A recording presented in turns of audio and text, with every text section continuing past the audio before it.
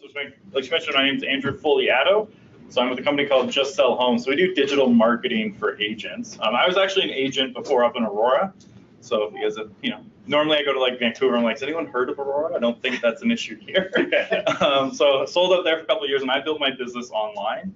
And then one of the big brands recruited me to train their agents. So I ended up traveling North America, teaching agents how I did what I was doing. But then every time I did that, agents were like, can we just hire you to do it for us? We don't want to do it ourselves. So started a digital marketing agency that focuses in real estate. So we now run ads any given time between about 50 to 80 agents across North America. So everything we show you is going to be things we're actively doing with agents, and a lot of them are in the GTA. So a lot of these things we know work here. Before you start, just a curiosity, how many of you have run Facebook ads before? And how many does that consist of hitting boost post? Yeah. So the first thing is just stop doing that. The only advantage of hitting the boost post button is that it's quicker to get an ad up. That's literally the only advantage.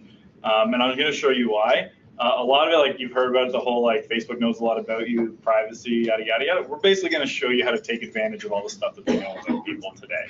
And it's actually really cool, some of the things you can do with it. So the most important thing, and I know it's not super clear on the screen, so if you can't read it, we are recording it so you can come back to it. And then this part specifically, the text a little bit smaller. Once we go into the ad building, it'll be a little bit bigger. You'll be able to see it all a little bit clearer than it is right now on the screen. So don't worry too much about that. But to run ads properly, you want to build them through the back end called the Ads Manager. Easiest way to get there, facebook.com/ads. Or if you're on, so I'm going to pull up Facebook Live to show you, so if anything weird shows up in my newsfeed, just, sorry. You never know when you pull something up live what's going to show up. That's all right. So you just come up to the little drop down in the top right up here, and then manage ads. If you've never run an ad before, it'll only say create ads. But if you haven't run one ever, then you just click on manage ads there. And then that brings you in here. So this is where you're gonna build. Now, if you've never run an ad, you won't see anything here. This will show you kind of the ads you've run in the past and the different results that they have. There's also on your business page. When you're on your personal, you can get here through here, but you do need a business page to run an ad. Like you can't run an ad without a business page, so you do have to have one. With that being said, though, like you don't have to worry about likes on your page. With changes Facebook's made, likes at this point are just 100% a vanity metric. There's like no actual advantage to having likes on your page anymore. So like we basically will never run a campaign anymore that's designed to get more page likes because they don't matter. 2 years ago, there was value to having page likes. Now there's basically zero. The only like real value is like, sure, it's better to have 200 likes than zero in case someone goes and looks at your page. You don't look like you're real if there's 0 likes. But if you have 500 likes or 5,000, you're not getting any better results really than anyone else. So don't worry about like having this huge number of likes. The way Facebook's changed, it's basically irrelevant. Facebook has changed this recently, so they moved everyone to a new ads manager on that, and they're rolling it out. It's almost complete from what I've heard. So the majority of you should see this exact screen if you log in. On that off chance you're on the old one, the only difference you'll notice is this green button here might be up here. That's literally the only difference. Yeah. Mine says add accounts. Yeah, so you just gotta click on you should have like your name over here somewhere. Okay. Just click on that and that'll take you in. So we're gonna create an ad. And this first section here is why you don't want to boost the post anymore. So you see here, these are the objectives for your ad.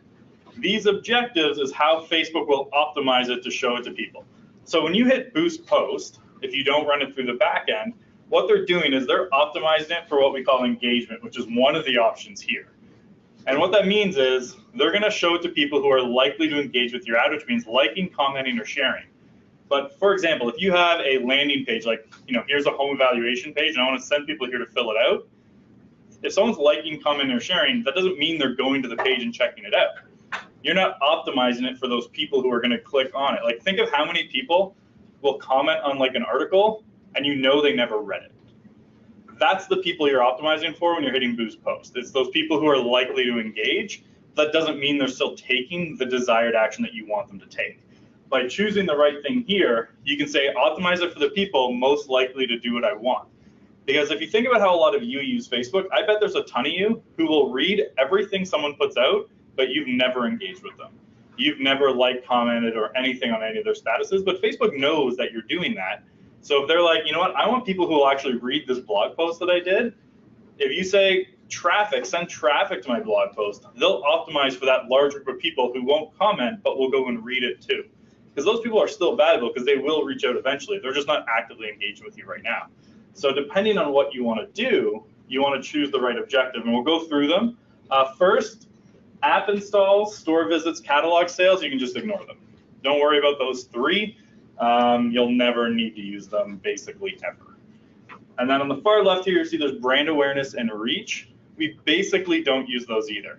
There's nothing wrong with using them. Like brand awareness is great, reach is great, but we get better results for similar things using different objectives here. So 99% of the time, we don't touch brand awareness or reach either. The ones we use mostly is what we'll get into now. So traffic, that's just when you want to send people to a specific page somewhere, whether that's a listing on your website, a home evaluation page, or a blog post you've written, something like that. Basically, you have a website page somewhere, you want people to visit it, you pick traffic. And they're going to optimize for those people on Facebook they know are likely to go to and actually click on a link that you share, as opposed to just commenting and not going to it. Engagement, this is where if you want people to like, comment, and share, you pick engagement. The reason you do it through the back end here instead of hitting boost post is you also get more targeting options when you come in through the back end. So you still want to come in through the back end, even if your goal is just to get people to engage. Video views, pretty self-explanatory. You just want people to watch your videos. What's great about this though, and this is also why you should never share a YouTube link on Facebook, you want to upload directly to Facebook, is that you can start retargeting your ads based on people who watch your video. So you could say like, here's a video of a listing I have. Anyone who's watched half of it, let's retarget with an ad to book a showing on that property. Because if they've watched at least 2 minutes of this video, they're more likely to book a showing. Yep. Just a quick showing. I had an ad recently that was, I think it was a YouTube link that they rejected. Did they reject it? They don't reject them. It was probably something else in there, because there could be a bunch of different reasons why they rejected it. But it's more, you're just going to get way better results if you upload directly to Facebook. But that kind of a lot of people had ads disapproved lately because they were discriminating against people. I know it's one. It's pretty common. You're not. It's basically this thing where Facebook. So in the U.S. they have the fair housing laws, which are a lot stricter than here. So in the U.S. you can't call a home a family home because that discriminates against non-families. So there's a lot of things like that. So to protect Facebook to protect themselves, they're making you guys certify that you're complying with local laws. If you've never certified that you've complied with local laws, they'll just assume you're discriminating. So all you have to do is go in one time, and it's just on the main page. I can show you at the end how to get there. And you just say, I certify that I comply, and then you just resubmit your ad, and 99% of the time it'll go live again. And you only have to do it that once. So if you've ever had your ad gone for discrimination, don't worry, you're not discriminating. It's just this catch-all by Facebook to protect themselves. Because someone did it in LA where they were advertising an apartment building and basically excluded everyone who wasn't white from seeing the ad. And obviously people were upset because they found out that they were doing that. Facebook actually was the one who caught the flag for it because they allowed someone to run an ad like that. So now Facebook says, you know what, you have to certify you're complying with all the local rules. That's why they're doing it, is to protect themselves from getting caught up in these housing discrimination things.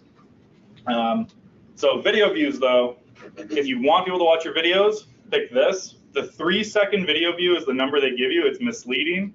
So I'll have a video that has 10,000 views on it, but that's for only watching 3 seconds. But because they autoplay as they scroll down, that number. So what you really want to look at is the 10-second video view, because that means they actually stuck around and watched a bit of it. That's the number you're going to want to look at a little bit more. But video views is great because again, you can retarget based on people who actually watched it, your next ad. Lead generation is a really good one to generate a lot of leads. So for instance, how many people here have a website that has either never generated them a lead or it's under 10 ever?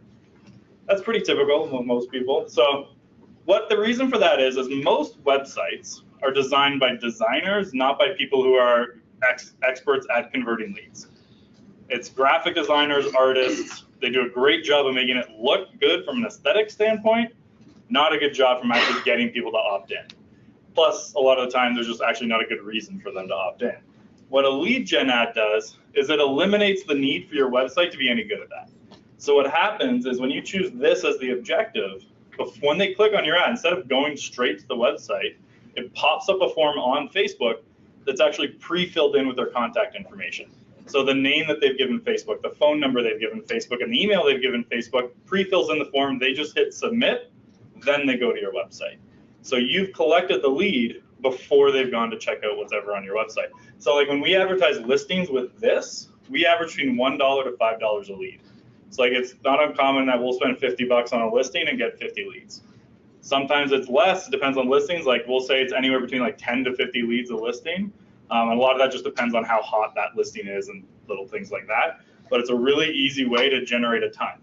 There's a couple downsides to it. One, because it's kind of like Apple's terms and conditions where you just hit it and don't think about it, you get a lot of people who opt in who even just forgot that they did. So it's the lower quality of lead. That like in terms of online leads, this is generally speaking the lowest quality you can get, but you're still getting a lot of them. So you just got to cycle through. Like online leads in general, you're probably talking a 1 to 2% conversion rate in your first year is what you should aim for. Over time, because like what happens with online leads, 1 to 2% is the industry average for online lead conversion. But that's in year 1. Year 2, it's another 1 to 2%, but then you also convert another 1 to 2% of last year's leads. And so over time, that snowballs. So most like the top end agents do a lot of online leads. They settle in that 5 to 6% conversion rate range. And that's pretty typical of where you'll eventually get to, but just that first year, 1 to 2%. So if you get 100 leads, you should only expect 1 or 2 deals for those first 100. Yeah. So if you're doing a lead generation campaign and you have an opt-in landing page, yeah. Do you even need that if Facebook already provides it? Mm-mm. Don't need it? Nope. You don't need it because like it's just redundant because then they have to opt in again. So maybe you get your web page and then lead generation, this ad campaign is collecting information for you. Yeah, so that's what we do with a lot of our clients. So like there's a lot of sites, you know, those ones where it's like the second you try to view a property, it locks you out. Or like you can view 3 properties, then it locks you out. This negates the need to have that on your site because this will collect the lead for you before anyone even gets there. So like we even have clients, because like what you can also do is not have it redirect anywhere.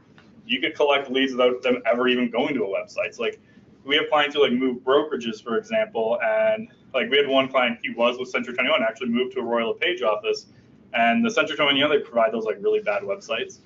They were doing it, and it was like, hey, all of a sudden, we don't have a website, but we're gonna, like, it's like a month until we get our new one up.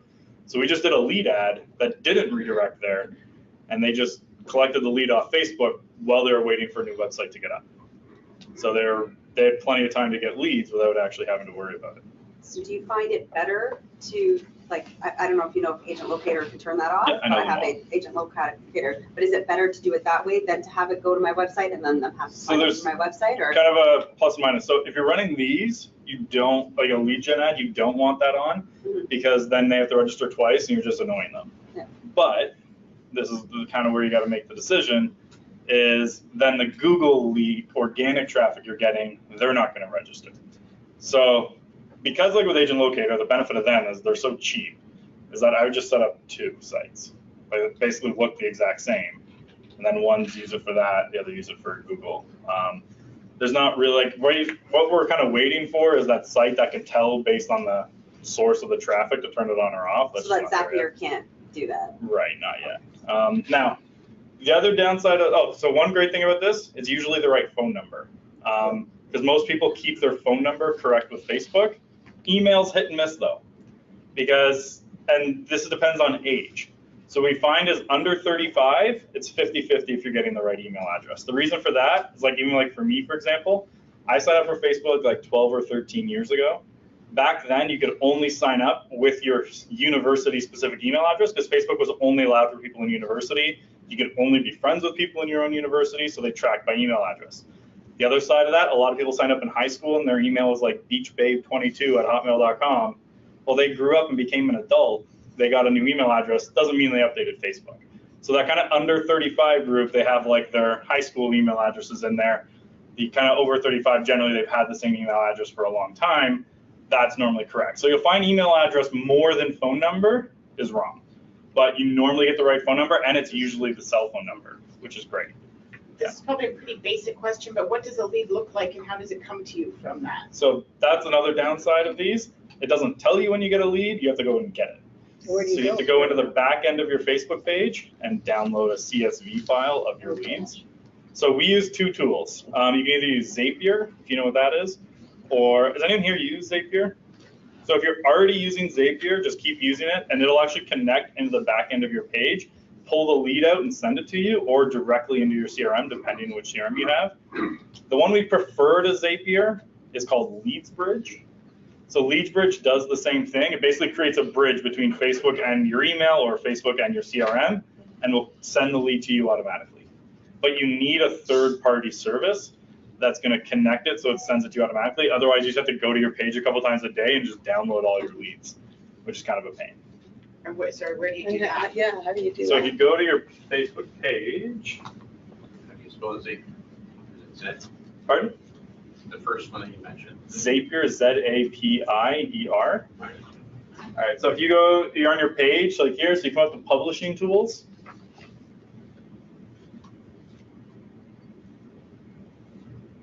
And then you just come down to lead ad forms. And then these will be your forms, and then you just come here and download your Go leads. publishing tools and then? Lead ad forms on the side. So why do you like that other one? What was the one called? LeadsBridge, so LeadsBridge. there's not a huge difference between Zapier and LeadsBridge. It's just I find LeadsBridge is a little bit more user-friendly to actually set up and run, and you have a little bit more flexibility. And how much does it cost on that? They're both around $200 a year, Oh. roughly. But like if you're gonna do these, it's worth it for that speed, yeah. Sorry, where did you go on the side there? You go to publishing Publishing tools? tools and then Then what? lead ad forms. Oh, lead here. ad forms. Yeah, so you just gotta scroll down a bit and it pulls up this. Yeah, And this is all on everybody's Facebook page? on the back end of your page, yeah. Do you have examples of campaigns you run for the generation? Yeah, we'll show you. So we're actually like right now we're going through all these. We're actually gonna build one. So I'll like show you exactly how I build ads, and then after we'll show you a couple live ones that are running now that are getting leads. How do you get to? Sorry. Budget. Yeah, I'll get into that when we get to that section of the ads manager. Yeah, there's a person back there. Yeah, I think you may be covering it, because the question is, I know a number of people who are using the basic Proctor system, and they're telling people the cost numbers for Facebook advertising, like thousands of dollars, so I'm just wondering, if you're gonna tell us basically, you know, Yeah, it's just like is there a certain number where you're wasting your money, and is there? if you're spending more, like if you've spent $25 and you haven't gotten a lead, then just stop. Like it's that low of a price to get leads. Like off a listing, we get a lead for every $1 to $5 we spend. For buyer leads not on a listing, it's generally between $7 to $12. For seller leads, it's between like 9 and 15 usually. So sometimes like with new campaigns, it takes a little bit longer to get to that benchmark, because one of the great things about Facebook is it learns. The more you run ads, the more it learns what the ideal lead is for you, and that'll eventually bring your cost per lead down. So depending on what you're doing, things change. Like we have a client out in Belleville right now. We're getting $3 to $5 per seller lead. Like if you set up a good campaign, it can work. It just takes time to get there. But we'll get all to like those sections too. So that's a lead gen ad. Like they're really effective for quantity. Like if we want quantity of leads, lead gen's what we do. There's one under here called messages. We don't use it that often. What it does is when someone clicks on your ad, instead of going to a site or popping up a form, it opens up a message with your business page. So you just start talking to them right away. The cost per lead is almost the same as lead generation ads, but you don't get their email, you don't get their phone number. That's why we don't use them. For paying the same from a cost per lead standpoint, you might as well get their email and their phone number, because why keep them just on Facebook? Like, you don't want to keep people on Facebook because you never know. Facebook could change terms tomorrow, and all of a sudden there's a $100 a month fee just to access it, maybe, or they just can't. Like I know an agent got kicked off for a month because of stuff he was posting. If you lose access, you've lost these things you've kept on Facebook, and then your ultimate goal is to get these people in person, or you're wasting your time. You need to get their name and email and phone number generally before you end up meeting them in person. So using these, it just adds another barrier in that process. So we don't use these most of the time. We prefer lead gen. And then the last one here, which is what we use most of the time, but it's a little bit more advanced, is a conversion ad. So how many people here know what the Facebook Pixel is? 1, 2. So basically, if anyone's ever gone shopping on like Amazon, you looked at like a shirt, gone to Facebook and seen an ad for that shirt, that's the Facebook Pixel at work. So all they're doing is a little piece of code you put on your site, and you just, what it does is it tracks anyone who comes to your website, and when they go back to Facebook, you can run an ad to them. So if someone checks out one of your listings, when they go back to Facebook, they'll see an ad for that listing exactly, or listings in a similar price point. You can set that all up with the Facebook Pixel, and what a conversion ad does is, if you think of like a home eval landing page, someone like enters their address, it puts their contact information in. When they go to the thank you page, what a conversion ad does is it says, oh, they've converted into a lead because they got to this page. The only way to get here is to become a seller lead. So Facebook is tracking that, and after about 50 people go in, Facebook's like, they're going to take those 50 people, analyze their profiles, and then go find more people like them. That's where like that kind of invasion of privacy thing that everyone talks about is happening, is they're analyzing all your profiles and saying, who's more people like them that we can run ads to? And it's a really great way, because now you don't have to worry that much about targeting, because Facebook's going to take care of that for you. They're going to look at what people are doing, find more people like them, and run ads to them. It can drop your cost per lead quite a bit once Facebook's done that learning. And you'll see sometimes you're building an ad, and it'll even say like learning complete, learning ongoing, learning active, or whatever they change the term to every day. Is there, once they figure it out, like we had one client drop from $7 a lead to $3.50.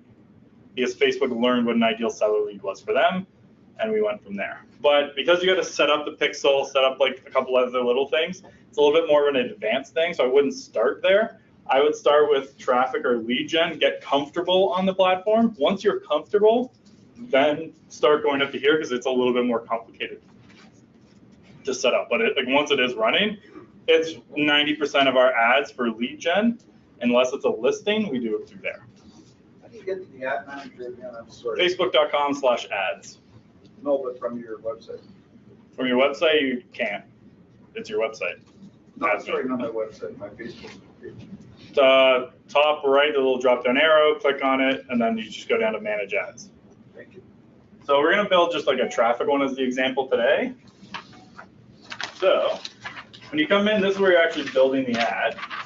So first thing, just on the right side here, you'll see this thing, estimated daily results, and it'll be like, based on your current budget, this is how many people you reach, this is how many people you click on your ad, ignore it. That is accurate for like e-commerce. So if you're selling shirts and purses and things like that, these numbers are accurate. For any local-based business, like real estate agents, mortgage brokers, insurance, anything like that, we found that these numbers are never that accurate. So don't worry about them. What you want to pay attention to is this, which is your audience size. So this is how many people, based on the current targeting you've chosen, will see your ad. So we just to get here, it was, we were on this page. Mhm. We just click traffic, which is the type of objective we want to do, and then we just scroll down to continue, which takes you here. So the default is just anyone in Canada over the age of 18. Obviously, that's not who we want to target. So for instance, we could just say Richmond Hill, and then it's going to default to 25-mile radius, and obviously not always where you're going to work, especially if it's a seller ad. So we just switch current city only. Right now it's only running this to Richmond Hill right now. But you could go a little bit wider. So you could also say, I want to do a radius of, like, just go to the minimum 10 miles this way. So you do it that. But what happens here is there's a lot of people in this area who don't actually live here. People coming in for work, people driving through on the highway, different things like that. So what you can do is above here, it says everyone in this location. You just switch it to people who live here. Now it's only going to go to people who actually live in this area. Yeah. Can you put more than one city? You can put as many as you One want. area? You have no limit on the amount of areas you can put in. So like for instance, we had a client who does military relocations for base Borden. We put a pin on every military base in Canada. So if you step foot on a military base anywhere in Canada, you'd see her ad for relocating to Borden. So there's no limit So to how many how do you put more in? You just click on So it? yeah, you literally just come in here, and you can even do like addresses. So you can come in and be like, what's the address here? 8854.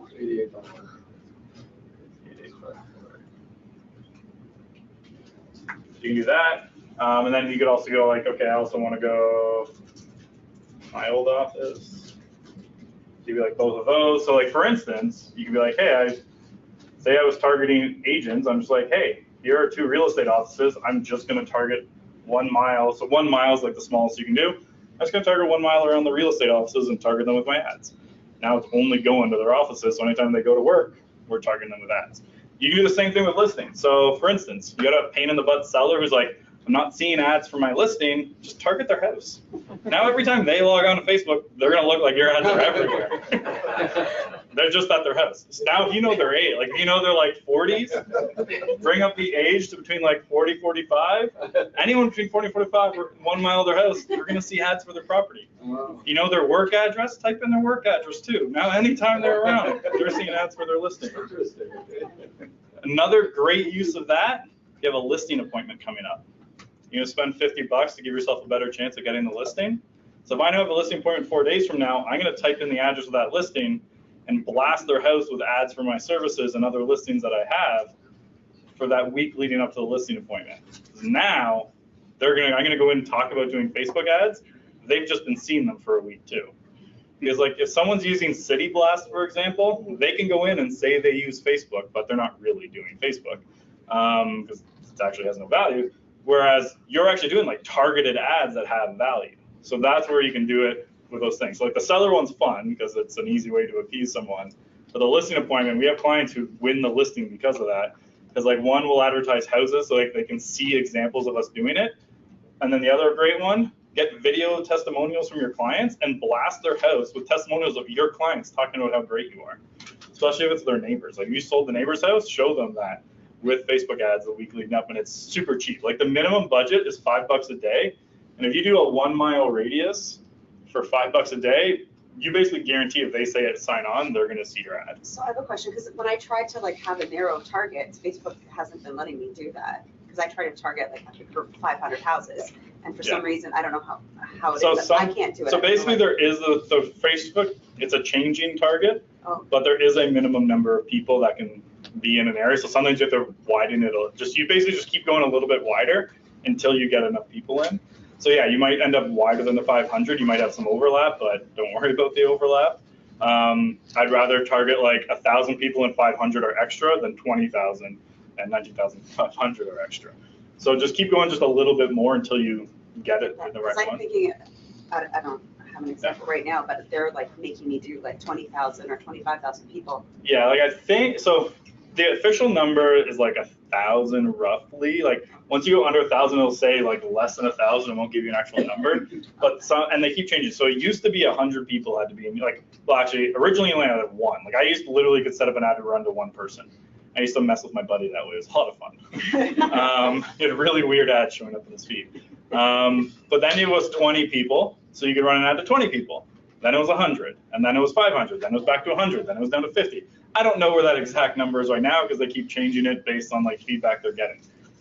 Roughly speaking, it's about 100 people. But I would say, assume it's probably closer to 1,000 to like get consistent results. But even 1,000 people at the minimum budget, you basically guarantee they're going to see your ad if they log on during that time. Because the other side with like potential reach, it's 1,000 people, but those 1,000 people aren't on Facebook every single day. So as long as they log on to Facebook, they'll probably see it. You can also target by postal codes. Not as effective like up here. For instance, like in Aurora, the entire town is one postal code. You might as well just type in Aurora. But for instance, what you could do, for example, is, okay, so I got Aurora, but I actually don't want anyone at my office to see it or in that little area. Now I've just excluded that pin. So I could be like, run to the entire town except that one area. So if you guys are familiar with Newmarket, I used to exclude the dog patch from my ads. Anyone from Newmarket? No? Some people get it. But if there's a part you don't want to run ads to, you can exclude it specifically this way. Yep. Now, can this connect the same way to Instagram somehow, so you're getting the younger demographic? You're actually automatically, when you build it through here, running an Instagram ad Right. too. I'll show you where your ads are placed in the next section. Okay. But yeah, by default, if you build through the back end, you're actually automatically running an Instagram ad too. Yeah. To the same criteria? Yeah, everything you picked here, because Facebook just owns Instagram, Right. so they just push it over. Okay. You don't even need an Instagram account. So it works out well. So you can do a lot of different things here with targeting. I'm going to just bring the targeting up a little bit higher so when we're doing some of the other stuff you can see. Okay, so age.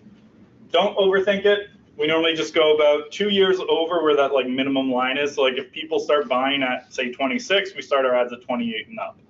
Because we want to eliminate the majority of people who aren't buying. Most people now can't afford this area at 26, 27. That's when they kind of start. So we just go 28, eliminate most of the young people. We go there. Sellers, they need time to be in their house. So we go 30 up normally. Sometimes we go a little bit higher, but normally it's just 28 or 30 up. So if this is a seller ad, I'd probably go 30. Sometimes we go 32, 33, depends on the audience size, but you don't want to go too low with this. Like I know people are like, oh, I want to include more people. There's more people in that range who might be doing it, but it's better to exclude 90% of people who wouldn't than to keep that 10 because you're going to have a more effective ad. Between gender with men and women, we just leave both on.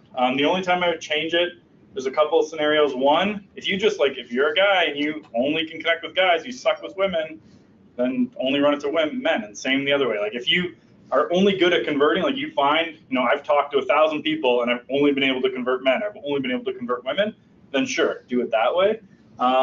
Otherwise, you'll find, I'll get to the question in a second, sufficient spot. So you find about 60% of your leads will be women, but the cost per lead's about the same. So there's not really an advantage or disadvantage. The only other time we do is like we had a client who only worked with divorced women over 40. So for her, obviously we're only targeting women. But I would just leave it on all. Do you have a question there? Age up on women. Do you have one usually you run or no? We normally just leave it unless there's like a specific, like if we're doing like targeting families looking to move up to a bigger home, then sure, we're gonna narrow it down. But for the most part, we just leave it. Because as long as they're on Facebook at that age, they're probably of sound mind and able to make that decision. So we just leave that and go. So men and women, again, for the most part, we just leave it, expect 60% women, but the same cost per lead. Languages, you could put in English, for example, just to make sure everyone speaks English, but we found that doesn't actually change the results at all. Where this works well is if you speak another language. So if you speak like Italian or Russian or anything like that, put that in and then run an ad in that language to that group, and you'll find that you can get a really good result because now you're speaking to them in their own language. Yeah. Would you put both English and the other language or just? I would just put the other specific? language. Okay. So, but now there is a downside is not a lot of people, like take Italian, for example, because I did a test of it one time. If you type in Italian here in like the Toronto area, it shows only like 16,000 people. There's more than that just in Vaughan who speak Italian. So it's not always accurate, but at least you're getting like those hardcore, like, they speak Italian if you run the ad to them. If you really want to target people, I'll get to that in the next section of like, there's another way to target like a specific group, like a community group. So we don't generally do a lot of language-based ones, but if like, for the one that we found most effective for would be like Punjabi, different ones like that, where like they're definitely listing the specific language. But there's even better ways to target, but that's one. But for us, most of the time, we just leave that blank. Here's where you get into like, kind of like the really cool targeting stuff. First though, a lot of people don't target people interested in real estate. That's you guys and mortgage brokers. Like, that's not who you want to run an ad to. So, because like Facebook is just basically like your activity online, that's what they figure out. And it's mostly you guys and the mortgage brokers who are interested in it. So it's not an effective one. The other side of that is those generic terms, Facebook's not that good with.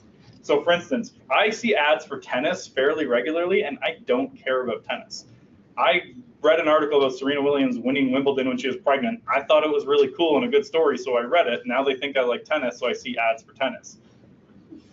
It's relevant. Those generic interests, don't use them. So like if I'm targeting like a home on a golf course, I know a golfer is going to buy it. I'm not going to target golf as an interest. I'm going to look at what interests do a golfer have that nobody else has. So I'm going to look at things like, I'm not going to pick Tiger Woods because he's mainstream. Everyone in this room knows who Tiger Woods is. So you can't pick him. But like Jordan Spieth, Bubba Watson, if you're into golf, you know who they are. If you're not into golf, those names mean nothing to you. Or you look at like Titleist, TaylorMade, things that are specific to that group. That same logic is how we exclude other agents from seeing our ads. Because I don't want my ads going out to the competition, mainly because I know you guys click and opt into your competition's ads all the time, because I see your names coming across my client's lead list pretty regular. So if you want to exclude agents, you click on exclude people here, and you just think about what's an interest that agents have that nobody else would have. So a great one, Real Estate Council of Ontario. If you're not an agent, you do not care about the Real Estate Council of Ontario. So you're going to go in here, type it in, and now anyone who likes the Real Estate Council of Ontario will not see your ad. Added bonus, Rico doesn't see your ads. You didn't hear it from me. So you can do things like, but think about like, what do agents like? So like Inman News, it's an online publication just for real estate agents. So you can pick that. Tom Ferry, Pick the Big Coaches, Mike Ferry, Brian Buffini. Buffini actually has two randomly.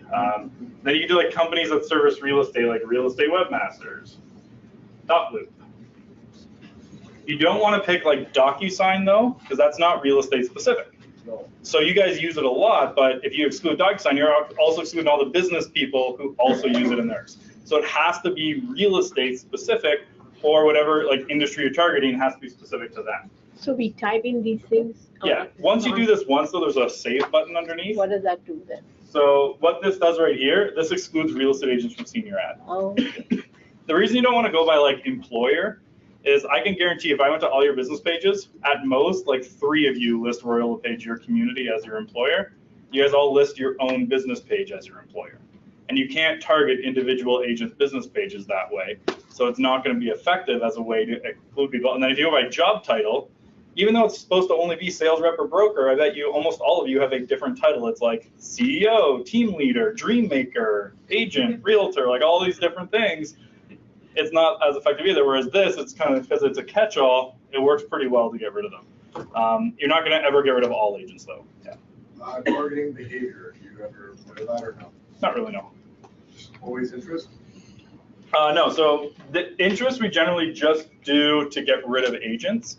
For like sellers, for example, you don't want to, this is where a lot of people screw up, is they overcomplicate it. So for the most part, we just go relationship status and age.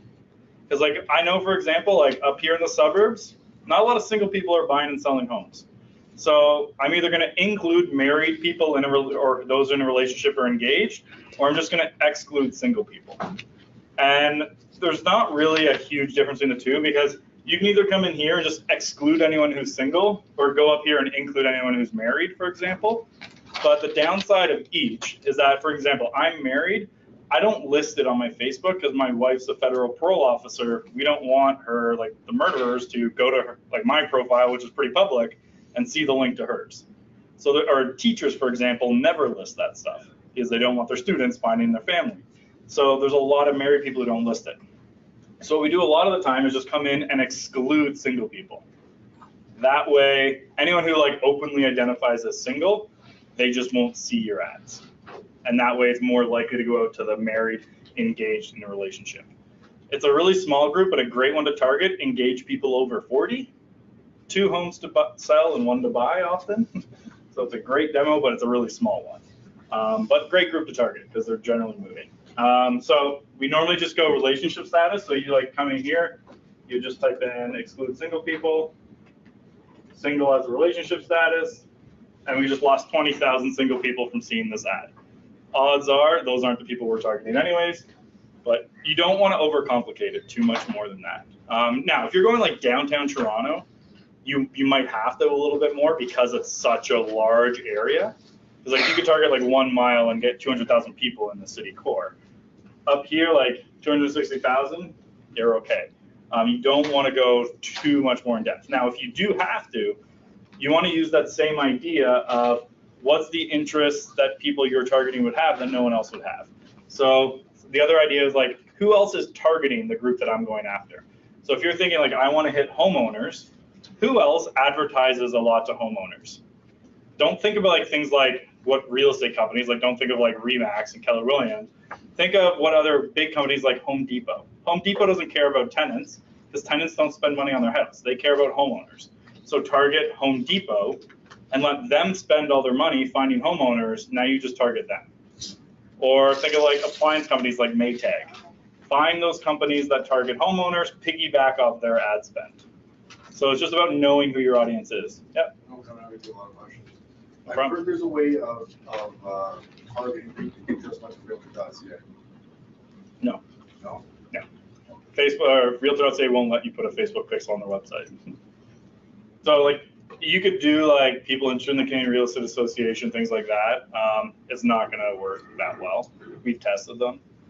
We use the Canadian Real Estate Association as an exclusion because it's more likely to be agents interested in it. But no, there's no specific way to target those who went to Realtor.ca. I have tried. Yeah. So on targeting, you would put Home Depot and, Yeah, if we need to get our number down a bit for budgeting, which I'll get into the next one, okay. you just put Home Depot in, but it's not as like, it's more if you want to just get like really specific. You can just go, okay, anyone interested in Home Depot? But you can see here, it's only 15,000 people. I mean, there's a lot more homeowners than that. And that's why I think people overcomplicate it. Then they start adding in other ones to get that audience size up. Generally, the more interest you include, the higher your cost per lead is going to be. So we like to keep it pretty simple: relationship status, age, geographic, and then exclude agents. So what do you put in the targeting? Just nothing? A lot of the time we leave it blank, Oh, unless we're targeting a niche. So like we have a client, for example, who's in the past has targeted entrepreneurs. That's his like niche. That's what he wants to do. We want to work with entrepreneurs. So we'd look at, okay, who else targets entrepreneurs, like Gary Vaynerchuk. We're going to put Gary Vaynerchuk's name into here, and now we know anyone who follows him, probably an entrepreneur. Tony Robbins, different ones like that. So like, if you're trying to think of interests like that, you basically look at the 3 F's. So who do they follow?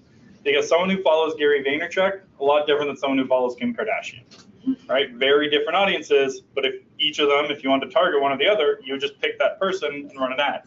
Also, if you ever want to like run a Toronto Star ad, don't. Just pick Toronto Star as the targeting. Now you pay way cheaper rates and you're targeting the same audience. So now when anyone goes and reads Toronto Star, you can just run an ad to them anyways. It's just not on the Toronto Star.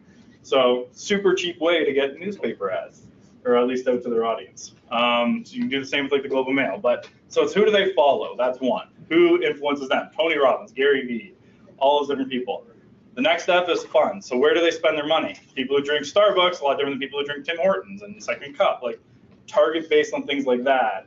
And then the other one is where do they frequent? So where do they spend most of their time? Are they reading the Globe and Mail, or are they reading Sports Illustrated? Are they reading ESPN or, Vogue, right? Like very different people. If you know where they are, you can just piggyback off these other companies' big audiences. So you can basically get ads out on top of those groups without ever having to actually pay that group. Like if you were to pay Gary Vee for an endorsement, that costs you like 150 grand minimum. You can do it here for $10. Like it's so much cheaper. Gary who? Gary Vaynerchuk, he's a big social media You guy. also need like a bleeping thing, Yeah, a little bit. a little bit. It works. Okay, so that's interest targeting. So again, for the most part, I say don't overcomplicate it. Yep. I don't got any questions. Retargeting. Yeah. Do you do that? Yes. So retargeting is that process where someone's like been to your site or they've engaged with you or watched your video, and then you run an ad to them. For the most part, you're not going to have enough volume to retarget for a little while because you got to build up that list. The quickest way at the beginning is if you have a big database, you can actually upload your database to Facebook and then run an ad to your database. Because if you think about like email, it's got like a 20% open rate on average. Well, you can find 60% of your database pretty easily on Facebook by uploading their email address. Now you just run an ad to them. And then you can also tell Facebook, analyze my database, find more people like them. And now run an ad to people who are similar to those in your database already. So there's a lot of cool that's things. doing like targeted ads to specific people? Yeah, so you can just upload email addresses to Facebook. on targeting. So I'll show you after how to get there, but basically there's a place where you can upload a CSV file and they'll take all the email addresses and match them to Facebook accounts. They won't tell you that, like they'll just say like you uploaded 1,000 and we found 800. So they'll let you do that small an ad? Sometimes. So it depends on so if you upload 1,000, depends on how many people are there. Like we've had clients, we've uploaded 10,000 names and emails and phone numbers and it found 5,000. We've also done the same and we found 100.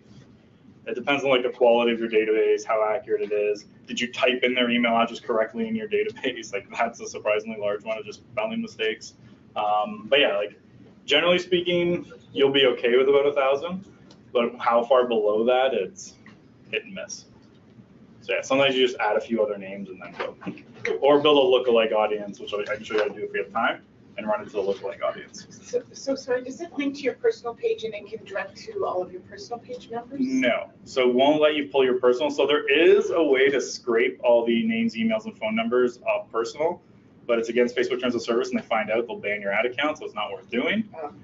People do it all the time. But then can you download your personal people's email and then? You can, but again, if you do it, it's a violation. Like, according to Facebook, to upload a database, you need their permission to market to them, the same as you would like with an email list.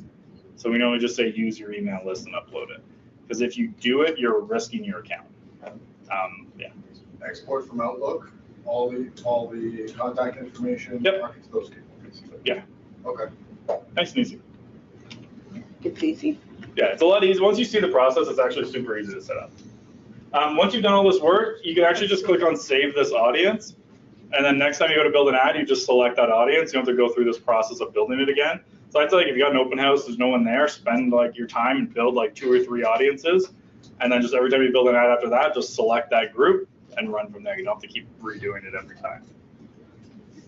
So the other cool thing about Facebook is your ads actually don't just run on Facebook. There's actually a lot of places that they run. So I'll show you where they are.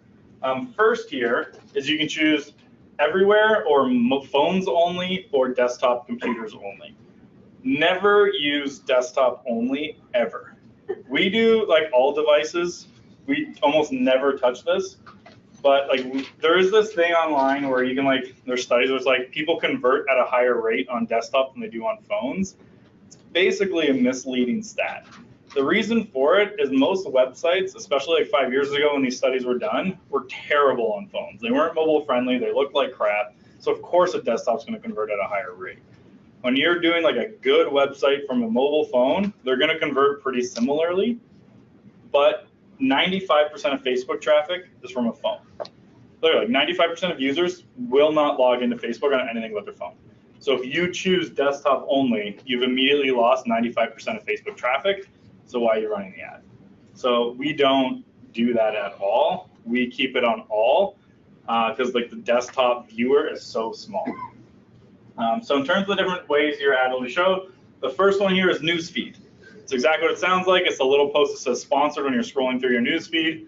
We always leave this on, and with the odd like anecdotal exception on a campaign here and there, this will always be your best performing place to put an ad. Without fail, every time the best one. Then there's instant articles. So this is a mobile only. So if you think about, I don't know if you guys pay attention when you're on Facebook on your phone, some articles have like a little lightning bolt in the bottom left corner. And when you click on it, it just slides across the screen instead of going to a website and loading. That's because like the Toronto Star, for example, preloads their articles to Facebook. So if you click, it just slides, there's no load time, so it's a lot quicker. But because most phones are so fast now, it's pretty instant anyways. But all an instant article ad is in the middle of that article that you're reading, there'll be a banner ad in the middle, and they just have to scroll by to keep reading the article. But if you think about, for example, like, when was the last time you were on a website and clicked on a banner? Almost never. So from a lead generation standpoint, you're not gonna get much out of them. From a branding one, it's great, because it makes you look like you're everywhere. And for instance, like the Toronto Star thing I was talking about, it'll make you look like you're advertising in the Toronto Star, and it's only costing you $5 instead of whatever like that $500 they charge you. So really easy way to get your ad from a branding standpoint in front of people. Lead gen standpoint, you're not gonna get much. In-stream videos we don't use because we kind of have this rule that if our ad, the first time someone sees our company, if it annoys them, we don't want to do that. An in-stream video is just super annoying. Basically what it is, you're watching your 2-minute dog video on Facebook, 30 seconds in, it stops and says, watch this ad to keep going. That's an in-stream video ad. It annoys everybody who sees them, so don't do them. Right column, I wouldn't worry too much about it. You can leave it on, it's not gonna hurt. All it is on a desktop only, so you're already talking about 5% of the traffic at most. It's gonna show a little ad right here on the right side in the column. So few people are gonna see that. A lot of people who use desktop nowadays anyways have ad blockers on, so they might not even see it at all. And again, it's such a small percentage of users. It's not gonna hurt your campaign to leave it on, but you're not gonna expect really results from a right column ad. Suggested videos. That's like if these are actually fine. Like you're doing video ads, these are fine to leave on. All it is like someone watches a video and then once they finish, it automatically goes to the next one. Like one scrolls up on the screen, that could be your video. Those are fine to leave on. People end up like watching like 2 hours of videos sometimes that way without realizing it. Like they watch one funny video, then one scrolls up, they watch another scrolls up, and they just keep going. It's called going down the rabbit hole. It happens all the time. This next one here, Marketplace, brand new. Like literally I noticed it for the first time like 3 days ago. But basically Facebook has a marketplace where you can go online and buy and sell and things like that. It's here, it's available to you. But I don't have stats on how well it works. It's like 3 days old to run ads to. So I'll get back to you guys with the results as we use them and look. But basically Facebook has a marketplace, you can run ads in it. But I can't tell you effectiveness one way or the other right now, because we don't have enough data yet. So I will let you know when we have data, but it is a new place you can run ads to. And then this is Instagram. So when you run an ad through this way, you're automatically running the ad on Instagram too. So first is on the Instagram newsfeed. So as people are scrolling down, you'll just have a post that looks like a regular post on Instagram. They work great from a branding standpoint, similar to like Instant Articles. They don't work great from a lead gen perspective. Because if you think about like how many people have an Instagram account? If you think about how you use Instagram versus Facebook, like Facebook, you click on articles, you leave it all the time, you go read them. Instagram, you never click on links and leave Instagram, basically. Like that's not how people are used to using the platform. So it's the same when they see an ad. They'll look at it, they might heart it, they might comment on it, but the odds of them clicking through and becoming a lead are really small. So we don't do these from a lead gen perspective usually. It's more of a branding thing, but it's actually great for branding.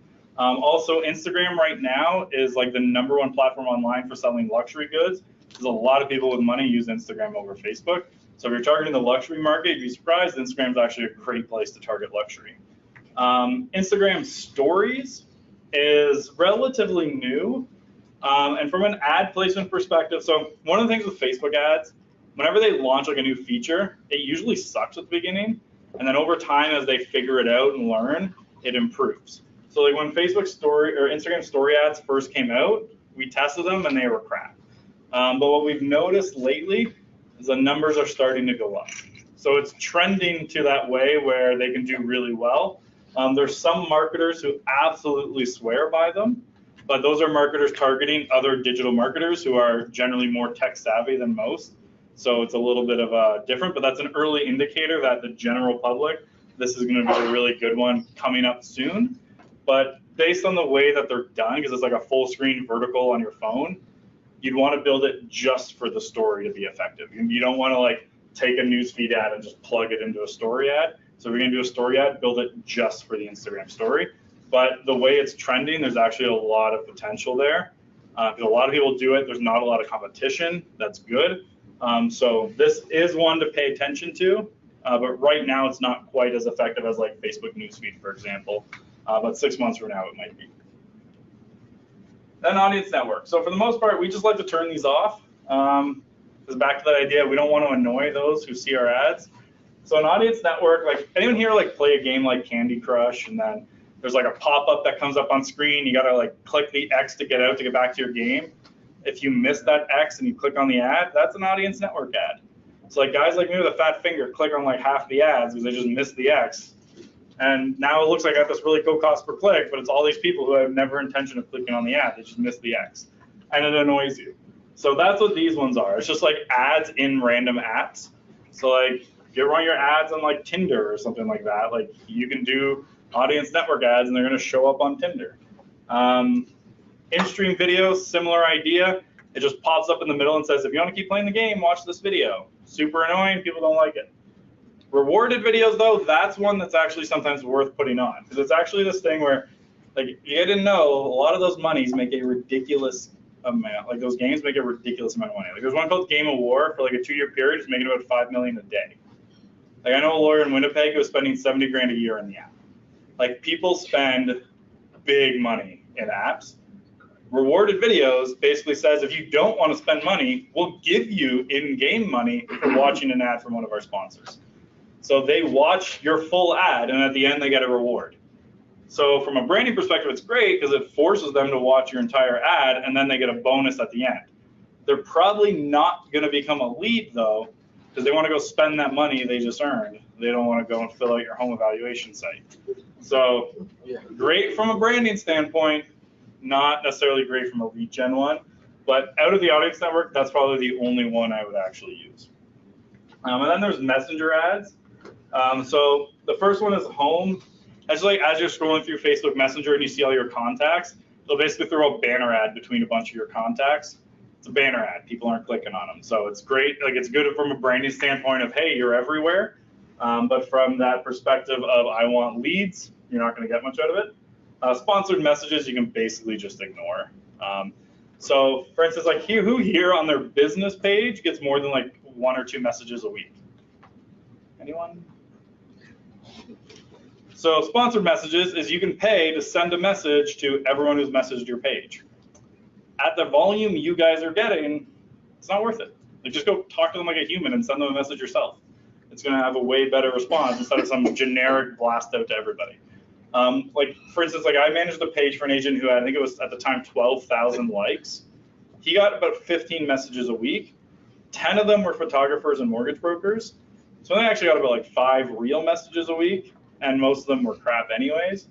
But even at 5 messages a week, just respond to them and talk to them like a person instead of just paying to send a message out. This is more for like Starbucks, who gets 1,000 a day. They can just pay and send a message out like, here's a coupon code for everyone who's messaged us. Like, that's what that's for. It's not for like what we're doing. So don't worry at all about sponsored messages. All right, then you can here like to only go to Android users, only go to Apple users, unless you're one of those people who just hates anyone who uses the other platform. I wouldn't worry about it. Just leave it on all mobile devices. Doesn't matter what phone someone has. There's also one here, only when connected to Wi-Fi. I wouldn't worry about that unless your video ads like half an hour long, because then they have to use data, and people aren't going to watch half an hour of a real estate ad on their data plan. It's a waste for them, but on their Wi-Fi, sure. So if you have like a really long video, then do only when connected to Wi-Fi. Otherwise, don't worry about it. This section here, I wouldn't worry too much about either. It's for excluding like certain contents. Like if you're running an ad, you're like, I don't want my ad to show up on dating apps. I don't want it to show up on this platform. I wouldn't worry too much about that. Facebook controls their network pretty tight anyways, because they don't want people to feel bad with any of their ads. So they're pretty tight about not letting your ads show up on bad platforms. Whereas like where this matters is more like Google ads, because Google will basically put your ad anywhere but porn. So like Google, sure, like we had a client who was very, very left wing and his ads were showing up on like Breitbart and sites like that.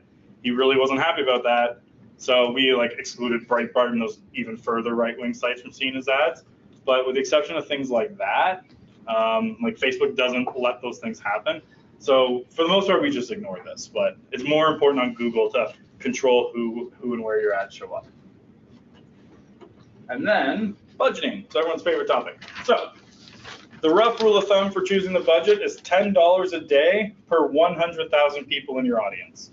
That's for a lead gen ad that you want to go like have it go ongoing.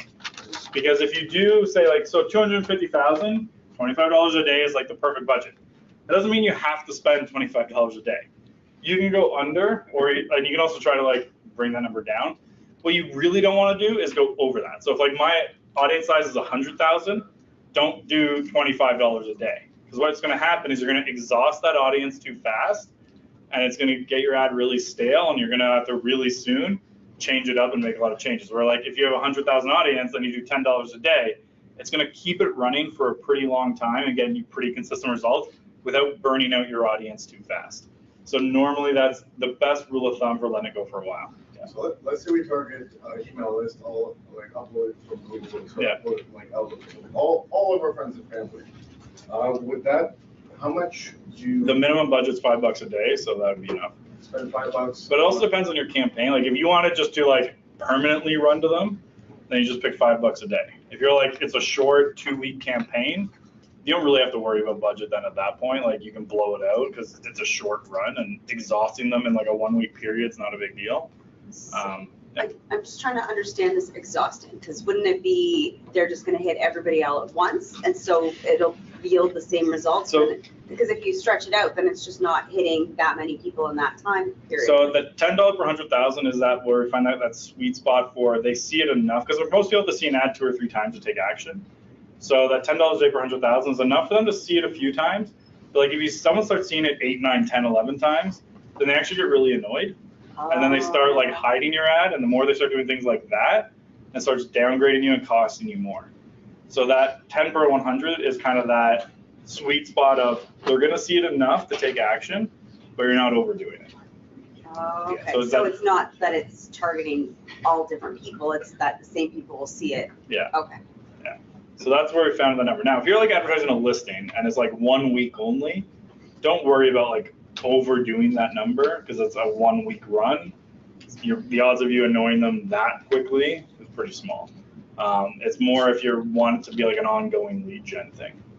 But like if a listing, you're like, I'm gonna spend $200 over a week and it's, 50,000 audience, whatever, don't worry about it. But it's only a week. It's that long-term ad is the one we're gonna really pay attention to that. You can also do a lifetime budget, so you can choose either daily or lifetime. So you're like, I want to spend $350 from like May 14th to May 21st. Or you can just switch the daily budget and say, just spend $10 a day until I tell you to stop. It's up to you which one you do. For lead gen, we just generally do daily budget and we just let it run. And then we just turn it off when we start seeing the results change and we go and do a new one. Listings will generally do lifetime budget though, because it's like, we want this to run for a week. We're gonna spend $50, let it run for the week. One thing to note, if you switch this to 50, go back to daily budget and then realize you'd rather do lifetime and you come back, it's not going to go back to the $50 you had. It goes back to the default $350. It used to be $500, and that's how a client of ours accidentally spent $500 on an open house ad. So he went in and made some changes, and he thought it would go back to his default. It didn't. Went back to the default of $500. It was a 24-hour ad for $500 in Brantford. I mean, great exposure for his open house, but Did a lot of people show up? no, but a lot of people saw it. Great. So like from like the vanity standpoint of showing numbers to a seller, looked great, but not the best use of his 500. The only other advantage of the lifetime budget is that you can do what's called day parting. So you can come down here and choose what time of the day and days of the week you want your ad to run. We personally don't do this. We like to run our ads 24/7 because like they're shift workers, people are up and down at different hours. We like to run our ads at different times. The argument for it is if you want to make sure you're available to answer your leads when they come in, only have your ads running when you're available. So you could be like, Monday I'm available 9 to 9, so we're going to run a 9 to 9. Tuesdays my kids play soccer, so I'm going to stop at 6. Then I have hockey Wednesday nights, so I'm going to stop at 6:30. Then I'm hungover Thursday, so I'm going to start till noon. Then I'm going to work Friday and Saturday, and then I'm taking Sunday off. Like you could do that and be like, now it's only going to run when I'm available. We generally find just better to run it 24/7. That's in our experience, but if you want to be available to answer and make sure leads only come in when you're around, that's something you could do. But we generally just do run continuously, like $10, $5 a day. Again, the minimum budget's $5. So no matter what you do, you have to spend at least $5 a day. So if your audience is 40,000, you're still spending $5. All right.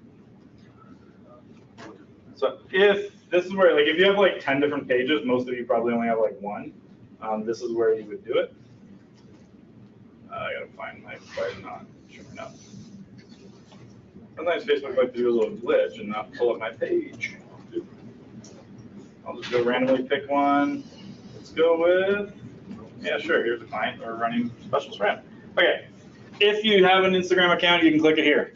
You can just add it in. If you don't have an Instagram account, it will just take your business page and run an ad as like a shadow account as if it was your business page. The only downside, you can't respond to comments because you don't have an Instagram account. But they'll hide the comments anyway, so no one will really see them unless they click through. Not a big deal. But if you don't have an Instagram account, they'll just run it from your page. If you do have one, you connect it here. But then you have to switch your Instagram account to a business account. That's the only difference. Now, from the type of ads, it's still trying to load, but these are the different types of like creative side of the ad you can do. So there's carousel ads. So because it's not loading, it's hard to see. It just looks like it's being slow right now. But they say carousel ads, like little cards. You've probably seen them, and like they have to scroll through the cards, and they can see there'll be like 3, 4, 5 of them. We generally don't use them. One, they do get a low cost per click, but it's slightly artificially low because as people are scrolling, they sometimes accidentally click and they go through. Those are not the type of clicks you want, because one of the things Facebook measures is when someone clicks on your ad, how long do they spend where you sent them? And if someone accidentally clicked, they're going to leave right away. That they're going to go, oh, your ad's not as relevant. We're not going to show it to as many people, and we're going to charge you more money to not show it to as many people. So it's not the type of click you want. So the only times we generally do carousel is one, if you've like killed it in a neighborhood and you got like 4 just sold, we'll put all 4, like each card is its own just sold, and we'll run it to that neighborhood as a branding play. Same if you have like 4 just listed in an area, we'll do it that way. The only other time we generally do it is if you have a really nice panoramic shot. If you try and squish a panoramic into like a single image ad, it looks distorted and off. But with a carousel, you can cut it up, you can cut the panoramic up on each card, and as people are scrolling through, it's like they're scrolling across your panoramic. It looks really cool when you do it properly. If you do that, there's a little button you have to turn off that dynamically reorders the cards based on what's getting the lowest cost per click. And if it's a panoramic shot and someone's clicking the 3rd image the most, they're going to move that 3rd image to the beginning. It cuts up your panoramic, screws the whole thing up. We had someone come to us asking why their ad was screwed up because they had an image of their team all jumping in the air, except they left on the dynamic reordering, and all of a sudden the first picture after a day of running the ad was someone cut in half to start the ad, and then the rest of the team after that. It's because they just turned it on, and the 3rd card was clicked the most, so they moved the 3rd card to the beginning. So if you're going to do that, make sure you turn that off. But generally, we just don't do carousel ads. Collection ads here at the end, I wouldn't worry about them. Every time we've tested them so far, it hasn't been worth the extra effort to set them up. The results just haven't been as good. So those we don't use. We'll test them again in like 6 months and see, but as of right now, we haven't found them to be worth it. Slideshow, similarly, they work well, but fun anecdote, we used to use slideshows for listings to get leads. We were averaging about $4 to $7 a lead when we did slideshows. Then for like a week, slideshows broke, so we just couldn't use them. So we had to start using single images. We got down to $1 to $5 a lead. So these still work. We just get better results with single images. So now we basically exclusively use single image or video for most of our ads. From a lead gen standpoint with a listing, for example, you will actually get more leads off a single image than you will a video.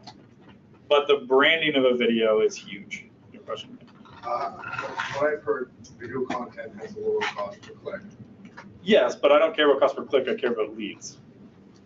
So for lead generation campaigns, single image. Yeah. Branding campaigns, video. So if you have the budget, what we'd recommend if you have like a listing video, run a video to like the neighbors, because then you're going to show them, hey, look at the type of marketing I do for your neighbors. You should hire me to do it for you too.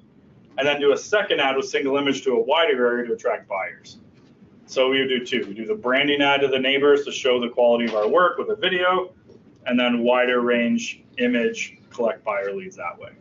But again, we're talking like 1 to 5 a lead here, like 4 to 10 here. So it's not like it's a huge difference, but 1 to 5 versus 4 to 10 is a pretty big range. So you'll still get leads, you're just not going to get as many.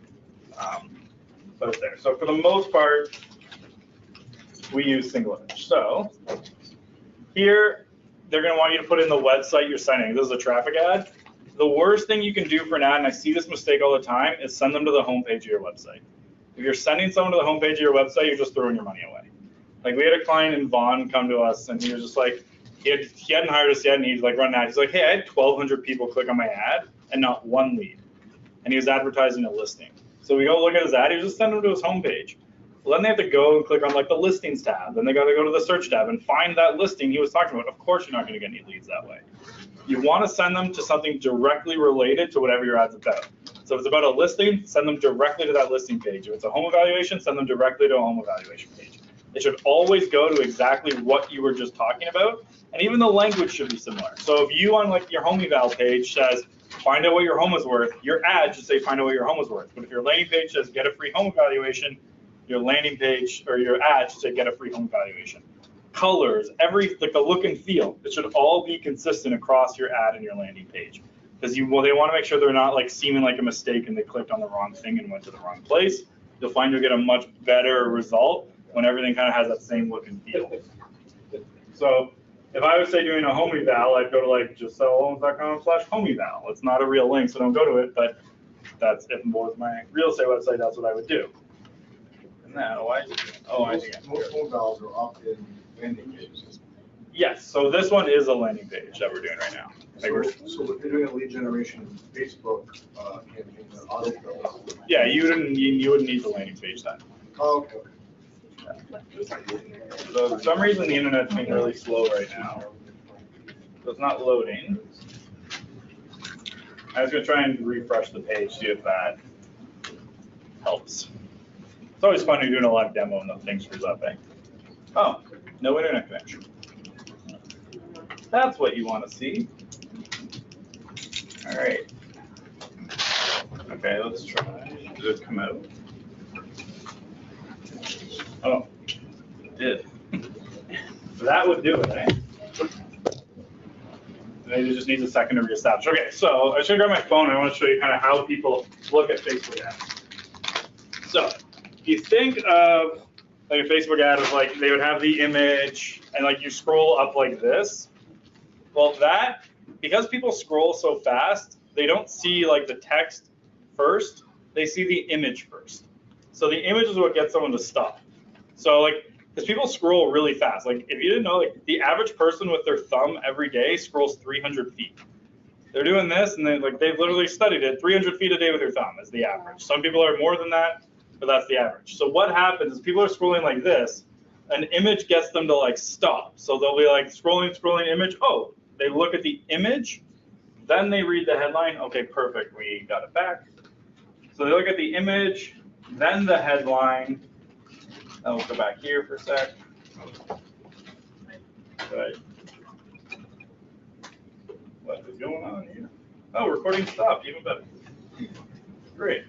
All right. I'll send you, I've done other recordings of this, I'll just send you one of those. It's okay. You got an email address? I'll send it to the office and they can, or actually I'll show you a way to get it at the end. There's always ways. That's the easy part. All right. So we'll just go back here quickly. So the first thing that happens when you put in it link, It's off the screen. you need to reinitiate your screen. Oh, I know what happened here. It's showing the other screen that I have. Just click mirror.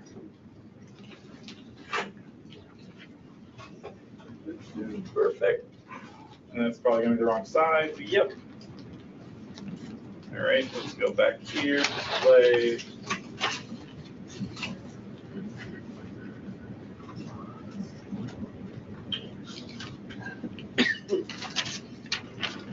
All right, that's better?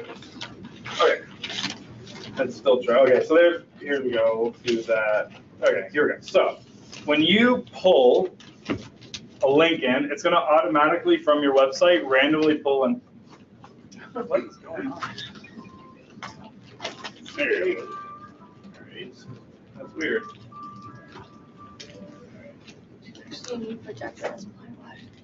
Okay. You guys see that now? Yeah. We're good.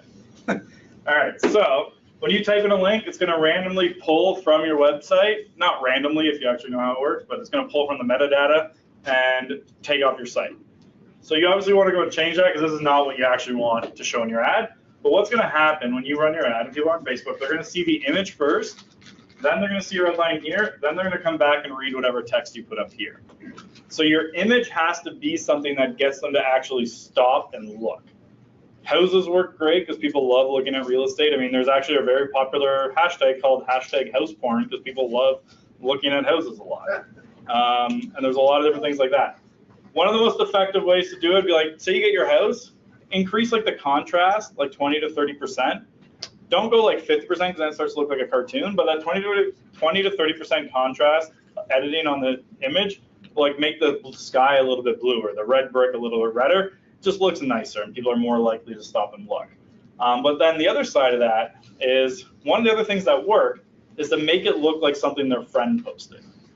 So because what happens, and that's why they stop, they're scrolling fast. So like with a just sold, for example, you'll get better results with a just sold if instead of doing like fancy just sold graphics, you have a picture of the seller in front of the sold sign. Because what happens is as they're scrolling through, they're like, oh, is this someone I know? They stop when they look. Oh, I don't know who they are, but now they've stopped and they're reading your ad. Whereas if it's like the fancy graphics, they can gloss over and keep going because they know it's an ad right away, and a lot of people aren't going to stop. So to make it look like organic, you take a picture of yourselves with a sign. So like the idea would be like, so for instance, I think it was H&M or one of the companies like them. They did a test. They hired professional photographer, professional models, did like this really fancy campaign. And then they just went on Instagram and found people wearing their clothes and said, can we use your pictures in our ad? The random people they found wearing their clothes outperformed the models and professional photographer 10-1. Because people stop if they think it's their friend. Whether it is or not, they've at least stopped now. Now they're going to read your ad. So that's the goal of the image, is just to get them to stop and look. So, for instance, like a nice house can work really well. I'm going to pick up don't usually use stock images, but just for the exercise today, I'm going to. If you do have to use a stock image, we find that this particular stock house performs the best. One thing to note, though, if you're going to use this house as your stock image, make sure it looks like it could actually be in your area. When I saw an ad an agent ran in Aurora one time, I know some of you guys know Aurora, it had palm trees in a desert in the background. You guys have been there probably, not local. Like you don't have to worry about like, oh, that specific type of tree isn't local to Aurora. That you don't have to worry about. But it has to at least somewhat look like it could be in the area. Desert, not local. So just make it look at least somewhat like it could be in the area. And kind of like what we like to do. So if you're targeting like a home eval lead, what you want to do is think of, okay, what's the average home in that area? And your picture of your house should just be like a little bit better. Because everyone thinks their house is a little bit better. So you just go a little bit better. Or if you're like targeting buyers, if you're saying like, you know what, we're going to target anyone looking for a home under 800,000, pick a home that's 850. But if you pick a home that's like 2 million, they're just going to get mad. Because they're like, there's no way that house is for under 8. But if it's 850, they'd be like, hey, maybe there's a divorce. You never know. I might get lucky. So you put that house that's just a little bit better, but not a lot better. And we find that that gets the much better results. But yeah, so that's what we do with houses. Then your headline here, which is going to show up here, you want to just basically tell them exactly what they're getting. Don't get like super creative. You just tell them what they're getting. So in this case, we'll tell them exactly like the medium. So they're getting a free report. Find out what my home is worth. That's it. We're being super straightforward, super to the point. We're not getting super creative here. We're just going to say, find out what your home is worth. Now what we want to do, so we actually do like, we have about 5 templates, and I'll send you a link so you can get them, that we use for running ads. For a home evaluation, we use one called the qualifier, because what we want to do is qualify out people who aren't going to be our quality leads. Because what happens with home eval especially is you get a lot of people who have no intention of selling. They're just curious what their home is worth. Maybe they got assessed in the taxes. They want to, find out. They just actually bought a house and they just want to make sure they didn't overpay. So they're just submitting a request. Like things like that happen all the time. So what you want to use your text up here for is to get rid of people. So here they stop as they look at the house. Oh, I do want to find out what my home is worth. Now let's get rid of the people we don't want filling it out. So the first thing we do is we ask a question that gets our ideal lead to say yes to. So our ideal lead is not someone who wants to find out what their home is worth. It's someone who wants to sell. So I'll do like thinking of selling. And here you can either put selling your home, or you can throw in some house emoji and the little sale ticket question. This, what we find, you generally don't want to go to like more than like 1 to 4 emojis per ad. Generally, unless you're going like the 30 under, then you just throw as many as you want. But generally above that, 1 to 4 is your right one. If you're going to use emojis, please know what they mean. Not all of them are what they seem. An eggplant, not an eggplant. Peach is not a peach. You don't get it, ask someone who's laughing to explain that later. But don't use them if you don't know what they mean. Keep it safe with like hands. So what we do first, ask a question that gets your ideal person to say yes. Then we reiterate what they're getting. So we'll be like, get a free home value report. And here's where we also do is we want to get rid of people who might waste your time. And some people, like, they'll feel bad about wasting your time. So we'll say by a local expert. Get a free, and then we also like that in custom sometimes too. Because like adding the words like custom, local expert, now we're saying like we're gonna take the time and create a custom report for you. It gets rid of those people who are just expecting it to be like automated and like some random thing that comes out by like your assistant, because they don't generally care about wasting your assistant's time. But if you're a professional, they often don't like wasting your time. So it's just a little bit of way to get rid of them that way. Then what we do, especially with home value, is people are expecting to click on it and get an instant home value. So now we'll actually just straight up say, this is not an automated valuation. And then we tell them why. Those are often inaccurate and misleading. This is again, we say this is a custom-made report by a local, or you can change the wording a bit and test it once, but like someone who is an expert in your area. One thing to note, if you say you or your too much, you'll get dinged. What Facebook has found is people who use it a lot, like every sentence, generally are trying to make people feel bad about themselves. It's like, do you feel bad that you're fat? Or do you feel bad you're in debt? That's the language they've identified. Facebook doesn't like ads that make people feel bad about themselves. So if you use you and your too much, they just shut your ad down. But like 3 or 4 times, you'll be fine. But generally just have that in the back of your head. Don't put you and your too much.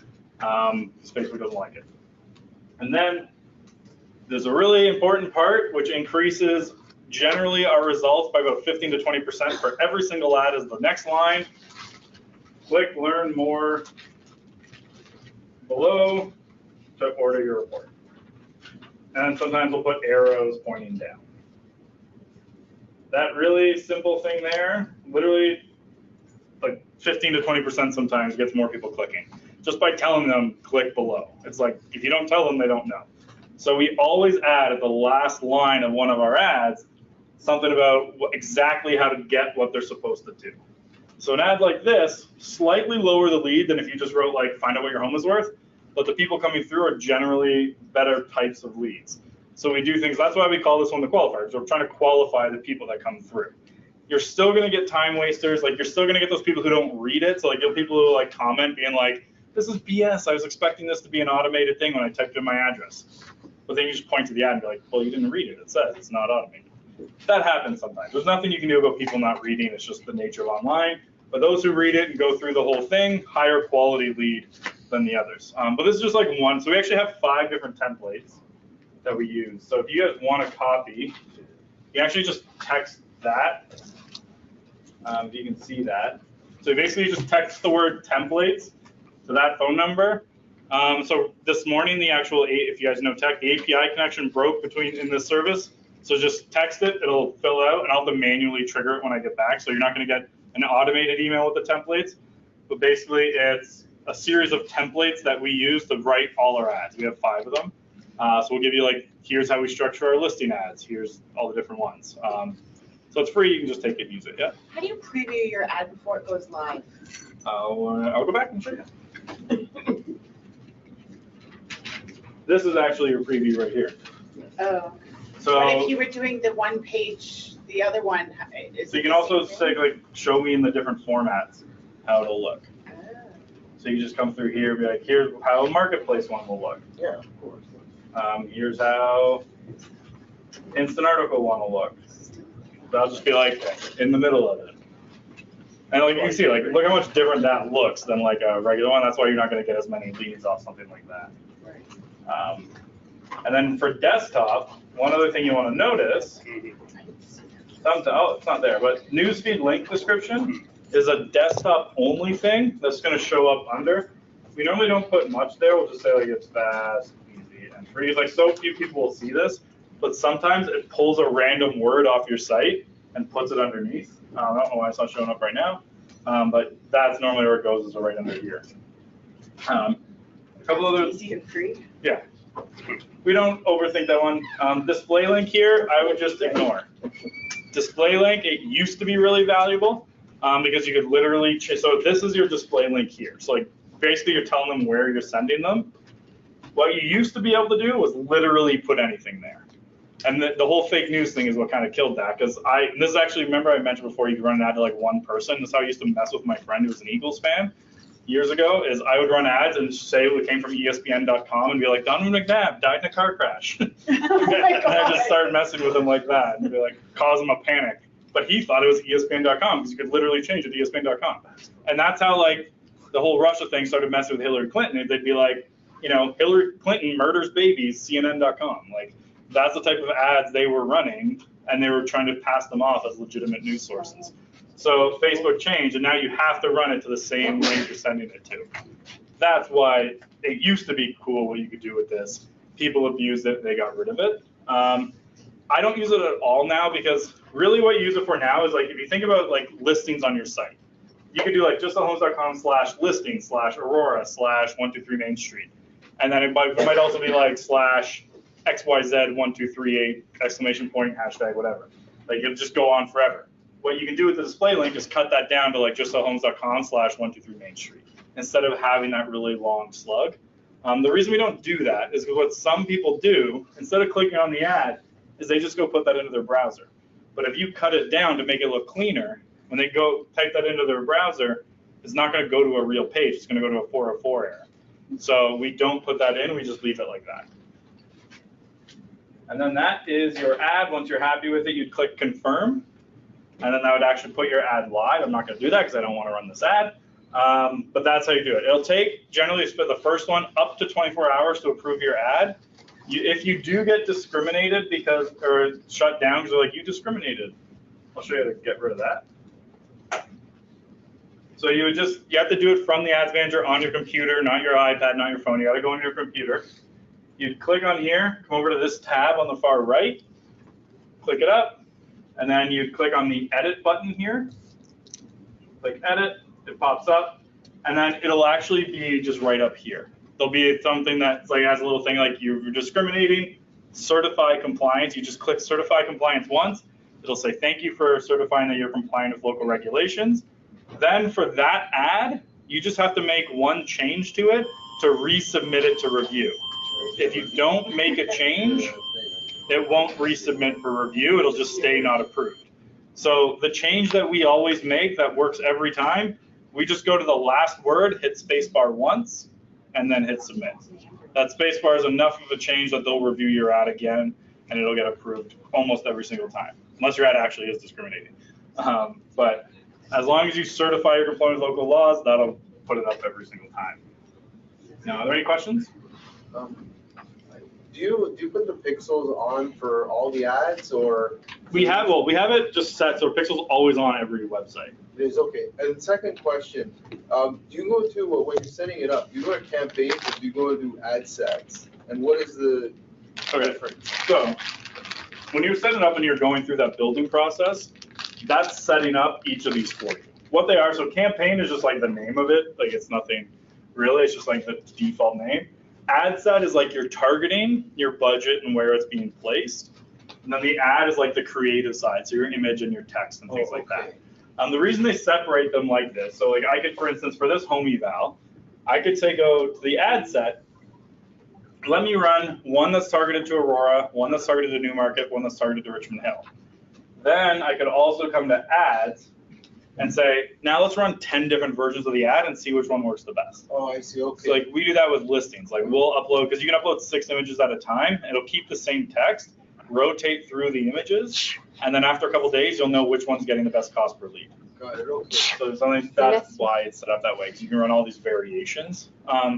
More important for like companies that are spending like $1,000 a day, because they can run so many variations. Real estate, you don't want to do too many, because generally people aren't spending more than like $500 to $700 a month on Facebook ads. And at that budget, you don't want to do too many variations because you're just not going to get enough data to know if it's actually working. So I wouldn't do more than like 2 or 3 variations for most ads. Okay. Yeah. Any other questions?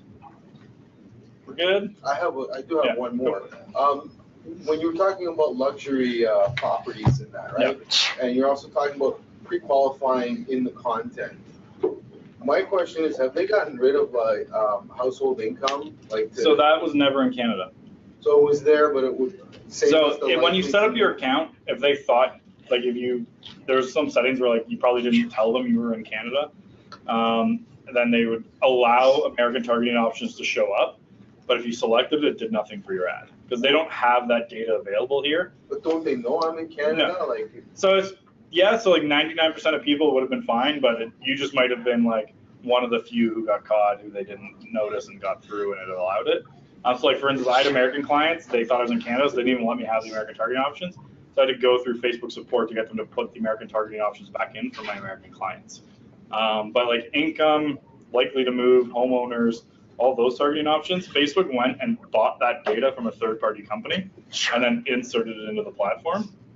Because of all the privacy stuff going on right now, they're getting rid of it because they're concerned about how it looks. So even for the Americans, they're not having it anymore. But even in our test, like by like excluding or including certain income levels, we didn't find it ever improved results. With our other targeting stuff we talked about today, we actually got better results. Do you make reference to like if you make over 200,000 a year, or are you just insulting people by doing that? Because I also like get people signing up for homes that are, let's say, $1 million, not even luxury, and then you get people sign up, you call them, you've got a good number, you've got a good email, you call them, they're like, yeah, I'm renting and I want another rental, can you help me? Well, what part of my ad has anything to do with rentals? Sometimes it's just the nature of online. That's why like the average, it's even Google for that matter too. The average online lead conversion is 1% to 2% for a reason. Like that means 98% of leads coming in are not going to close for you. There's going to be a lot of people that are going to come in. Now, probably of those, there's probably like 40% of them are actually going to move in the next couple of years, but you got to follow up with them a lot. And that's where like once you learn how to generate leads, this is actually the easiest part of online marketing.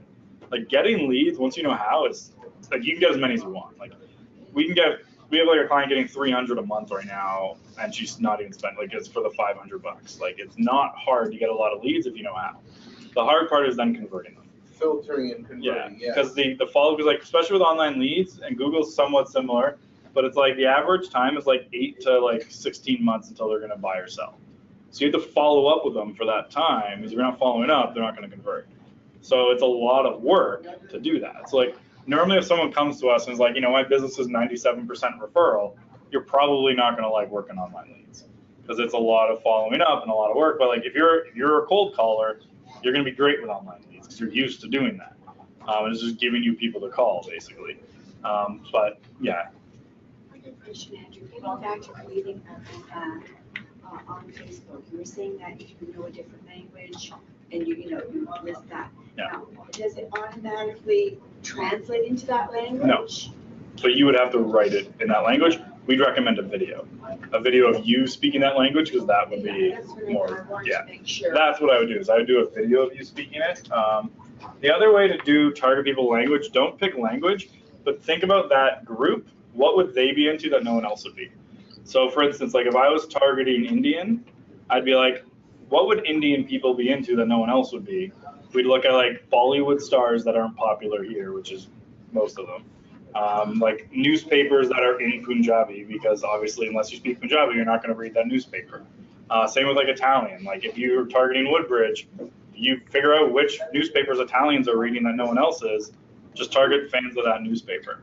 That's what we're finding. So like similar, like don't pick like if I'm targeting Italians, don't pick like Juventus or something like that because a lot of non-Italian speakers follow soccer.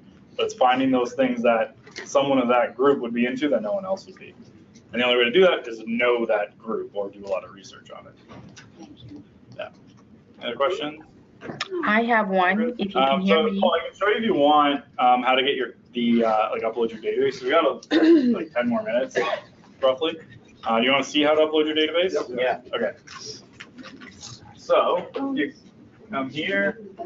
So we're on your page here. So this 3 lines up here, the technical term, we call that the hamburger. You click on the hamburger, go over to all tools. On the 4th column, you're going to see audiences here. This is what you're going to pick.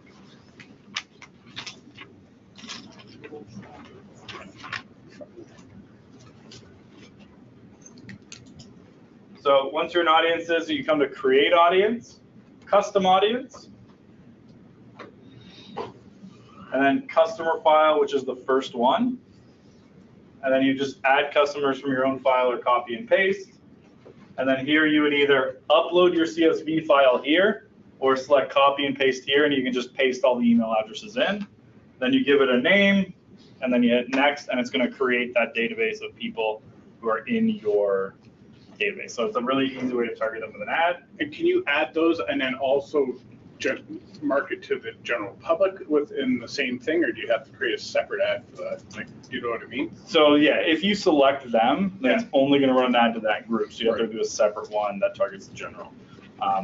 So yeah, like normally what we'll do is we'll do like one campaign, 2 ad sets, one targeting our database, one targeting general public. Then you can also compare results better. What got me better results? And then what you can also do, which is cool, is you then say create lookalike audience, choose your source, and you just find the name. So like for this one, sample CSV, location in Canada. Now what they're going to do is they're going to take the database that I uploaded and find the 1% of people in Canada who are the closest to those who are in here and build an audience of them. So we get about 230,000 people who are the most similar to your database. Then when you run an ad, you can narrow it down to an area. So you can be like, yes, this is the 1% most similar in all of Canada. When you run your ad, you'd be like, okay, but I only target the ones of those in Richmond Hill, and doing things like that. This is actually the best way to target investors. You work the investor market, because with targeting, it's really hard to pick targeting that investors would work. But if you have like a database of them, upload the investors here and just say, find me more people like them, and they'll go find people similar to people already investing in real estate. That's probably the best way to target investors. So is there a link when you've made this ad that you can copy and paste that ad to your personal page? Yeah, so like when you, I'll just pull up an ad account. Right, let's go ad manager.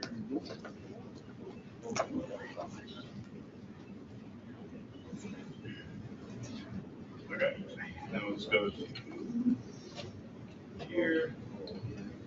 So here we go. Are these active right now? Okay. Take this one. Okay, so take this ad for example. You go to like as if you're going to edit it. Which ad? Any ad? Any ad. Yeah, like any ad you want to see, and then you'll see this little button here. You click on that. Facebook post with comments. Then this takes you to Facebook page where the live one is, and then you can just come down, and then you choose your personal profile. So liking and commenting as my personal, and then you would like, comment, share as you would. So it's not showing share right now because this one's set not to allow shares, but that's how it's set up. Yeah. So it will change the name. It will change, the Steven will change to your name? Yeah, so like you can share it to your personal that way, or you're going to share it this way. Yeah. It's kind of relevant, but I was just wondering how you can make custom tabs on your Facebook business page. Like I know some people have. It's been a while since I've done it because nobody clicks on them, so I stopped caring about doing it. It's like a little tab that says like my listings. Yeah, I used to do, like, I can't remember off the top of my head how to do it. Literally, I had done it for a few clients and we tested a bunch of different ways, and they literally never had anyone click on them. Because people don't go to your Facebook page. Yeah. Like if they see an ad, they'll do it, but they don't click through to your page. Yeah. Like the amount of people that ever look at it are like, it's very small. Honestly, I'd have to go back and like play around, remember how to do it, because it's like changes since the last time we did it. But yeah, like we've tested that and we've never had to get any results. So I wouldn't worry too much. Don't waste too much time on it. Do you have another question? Can you repeat the upload, how to upload the one you just showed us? So it's just when you come in here and you just go to your audience section. Okay.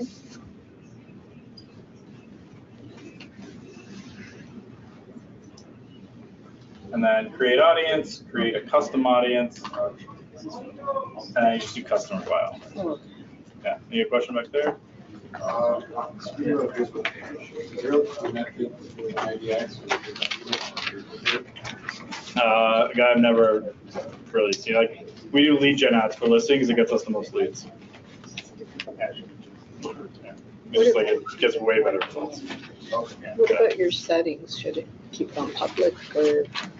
For your personal profile? It just depends on how you No, want to use just personal business, profile. business. So your business page, everything you do is public. Okay. So it's, yeah, you don't really have a choice. Public. Other questions? So you said that we're gonna get this upload from where? So the recording screwed up, but I'll just send you an old recording of something similar.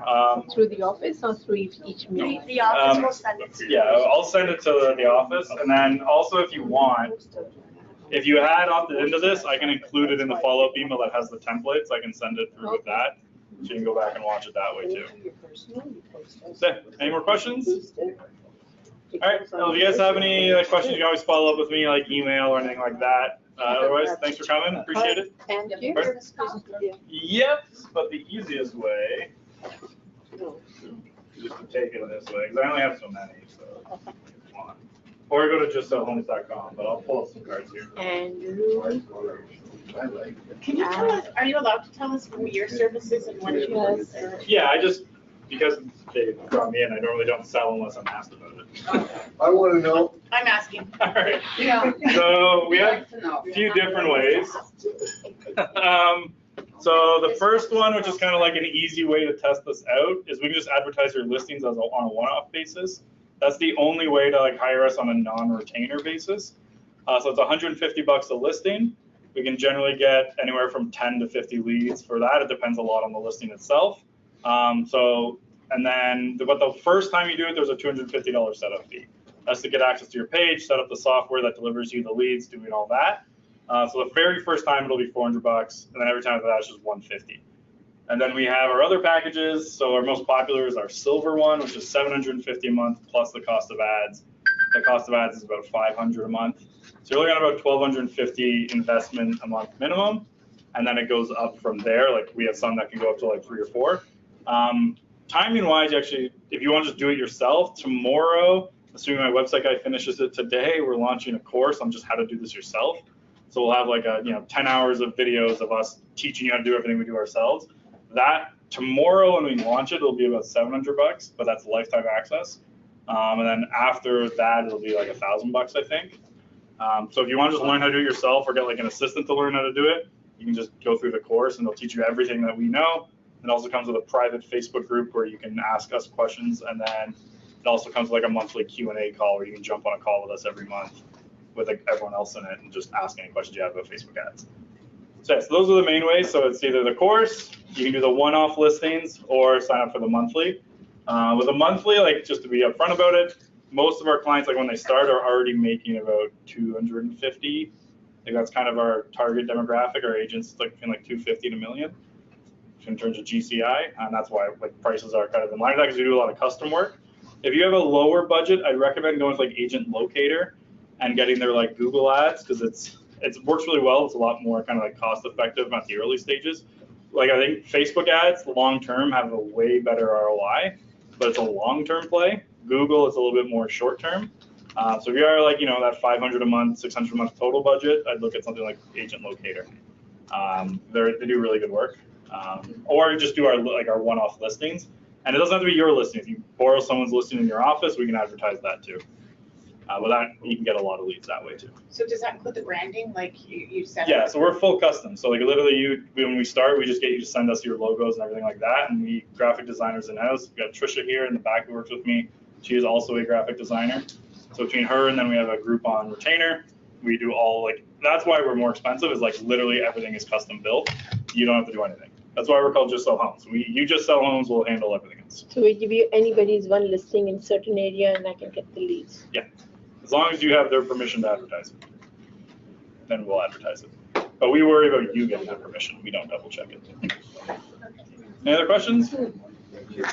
All right. Well, thanks for coming, guys. I appreciate it. Thank you.